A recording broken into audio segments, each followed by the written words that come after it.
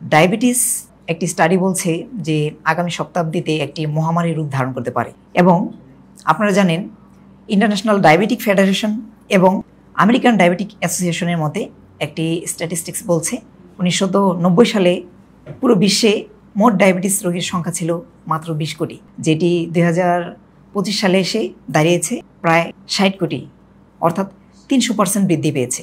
এই হারে যদি ডায়াবেটিস রোগীর সংখ্যা বাড়তে থাকে তাহলে এক পর্যায়ে আগামী শতাব্দীতে একটি মহামারীর আকার ধারণ করতে পারে এই ডায়াবেটিস। তাই ডায়াবেটিস সম্পর্কে আমাদেরকে সচেতন থাকতে হবে। এটি এমন একটি রোগ যেটি শুধুমাত্র মেডিসিন এর মাধ্যমে প্রতিরোধ করা সম্ভব নয়। তাই আমাদেরকে ডায়াবেটিস সম্পর্কে বিস্তারিতভাবে জানতে হবে, সেই সাথে পরিমিত পরিমাণ খাদ্য গ্রহণ, ঔষধ এবং লাইফস্টাইল চেঞ্জের মাধ্যমে আমরা ডায়াবেটিসকে প্রতিহত করতে পারি। তো প্রথমে জেনে নেওয়া যাক ডায়াবেটিস কী। ডায়াবেটিস হচ্ছে একটি মেটাবলিক ডিসঅর্ডার, বাংলা ভাষায় বলতে গেলে বহুমূত্র বা মধুমেহ। নাম শুনে যদিও এটিকে সাধারণ একটি রোগ মনে হচ্ছে, তবে বিশ্ব স্বাস্থ্য সংস্থা কেন এই রোগটিকে একটি সাইলেন্ট কিলার হিসেবে উদ্ধৃত করছে? কারণ এটি এমন একটি রোগ যেটি একটি নির্দিষ্ট অঙ্গের সাথে সীমাবদ্ধ নয়। এটি আপনার পুরো শরীরে প্রতিটি অঙ্গকে ক্ষতিগ্রস্ত করবে এবং পার্মানেন্টলি ড্যামেজ করে দিতে পারে। তাই আপনার অথবা আপনার পরিবারের কারো ডায়াবেটিস হয়েছে কিনা সেই ব্যাপারে আপনাকে সচেতন হতে হবে।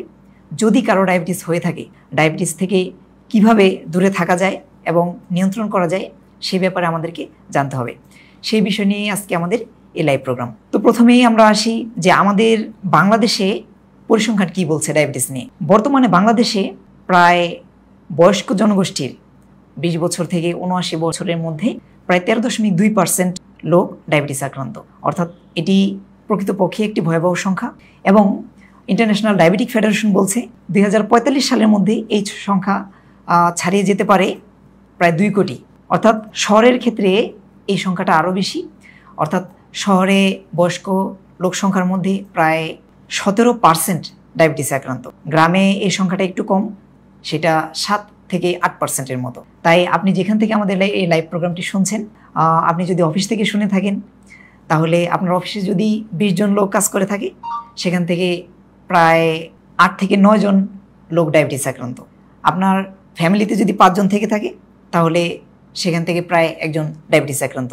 যদি আপনার ফ্যামিলির কেউ ডায়াবেটিস আক্রান্ত না হন তাহলে আপনার পাশের ফ্যামিলির 2 জন ডায়াবেটিস আক্রান্ত, এবং এই সংখ্যা দিন দিন বাড়ছে। তাই আমাদেরকে ডায়াবেটিস সম্পর্কে বিস্তারিতভাবে জানতে হবে। প্রথমেই জেনে নেওয়া যাক কিভাবে আমরা ডায়াবেটিসে আক্রান্ত কিনা বা আমরা ডায়াবেটিসের ঝুঁকিতে আছি কিনা সেই ব্যাপারে আমরা নিশ্চিত হব। আমরা ডায়াবেটিসে আক্রান্ত কিনা এই ব্যাপারে নিশ্চিত হতে আমাদেরকে কিছু পরীক্ষার সম্মুখীন হতে হবে। এক্ষেত্রে আমরা সাধারণত কমনভাবে যেই কয়টি টেস্ট করে থাকি ডায়াবেটিস নির্ণয়ের জন্য, তার মধ্যে একটি হচ্ছে ফাস্টিং গ্লুকোজ টেস্ট অথবা ফাস্টিং প্লাজমা গ্লুকোজ, যার মাধ্যমে আমরা খাবার না খেয়ে অথবা খাবার খাওয়ার 8 ঘন্টা পর আমাদের রক্তের গ্লুকোজ টেস্ট করে থাকি। এবং গ্লুকোজ টেস্টের মাধ্যমে এই গ্লুকোজের পরিমাণটা যদি হয় 7 মিলিমোল পার লিটার এর বেশি, তাহলে আমরা ধরে নিতে পারি আমরা ডায়াবেটিসে আক্রান্ত। কিন্তু যদি আমাদের প্লাজমা গ্লুকোজ টেস্টের মাধ্যমে আমাদের ব্লাড গ্লুকোজের পরিমাণ যদি 5.6 মিলিমোল পার লিটারের থেকে কম হয়ে থাকে তাহলে আমরা স্বাভাবিক অবস্থায় আছি।